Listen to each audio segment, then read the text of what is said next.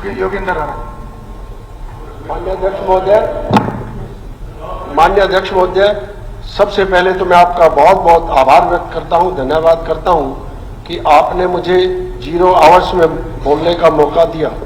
माननीय अध्यक्ष महोदय, मैं माननीय नायब सैनी जी जो हमारे मुख्यमंत्री हैं उनका भी बहुत बहुत आभार व्यक्त करता हूं, धन्यवाद करता हूं कि जिस प्रकार वो पूरे हरियाणा के अंदर 90 की 90 विधानसभाओं में जो समान विकास करा रहे हैं उनके लिए भी मैं पूरे हरियाणा की जनता की तरफ से उनका आभार व्यक्त करता हूं।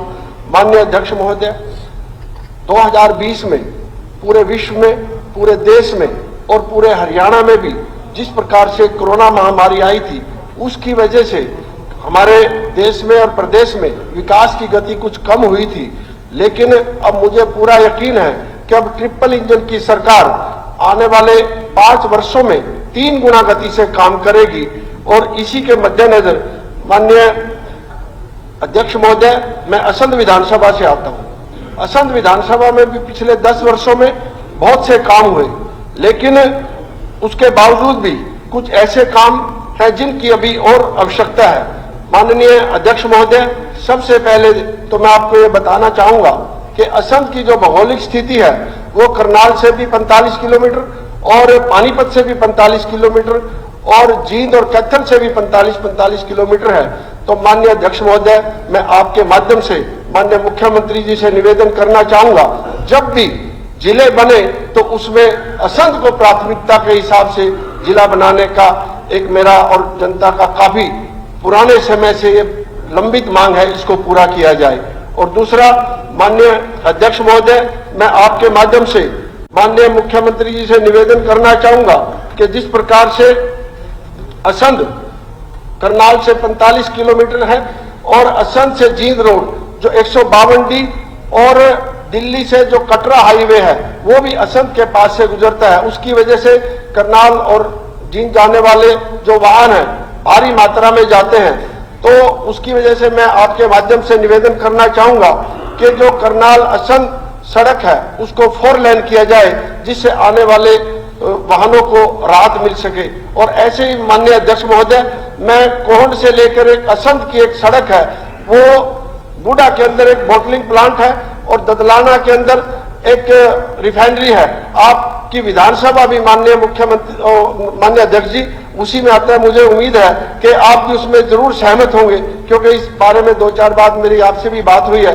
यदि उसको भी 4 लेन किया जाए तो निश्चित रूप से जिस प्रकार से बड़े वाहन, चाहे वो तेल के हो चाहे वो गैस के सिलेंडर हो, पूरे हरियाणा में सप्लाई होते हैं, तो मेरा निवेदन उसको भी किया जाए और एक सालवन गांव पड़ता है उसका बाईपास बने तो जाम की स्थिति में भी कहीं ना कहीं निजात मिलेगी।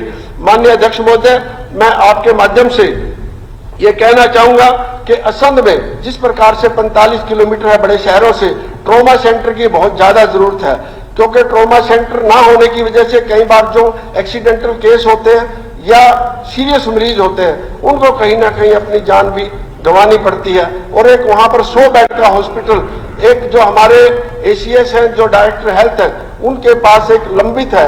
मेरा अनुरोध है कि उसको भी जल्दी से जल्दी उस काम को करवाया जाए।